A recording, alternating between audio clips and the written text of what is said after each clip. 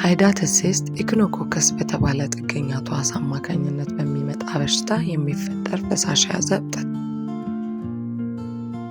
ዋነኛው መነሻ ውሾች የታመመን እንስሳ እንደ ጉበትና ሳምባ ያሉ አካላትን በጥሬው ሲመገቡና በሰገራቸው አማካኝነት ተዋሲያኑን ሲያሰራጩ ነው። ሰዎች በተዋሲያኑ የተበከሉ አትክልቶችን ሲመገቡ እንዲሁም ከውሾቻቸው ጋር ተጫውተው እጃቸውን በአግባቡ ካልታጠቡ እንቁላሉ ወደ ሰውነታቸው ይገባል።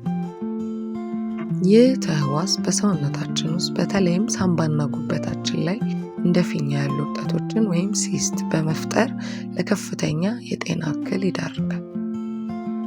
እጅን በሳሙና መታጠብ፣ ለውሾች ጥሬ ስጋ ለመስጠትና በየጊዜው ዲወርም ማድረግ ወሳኝ ነው።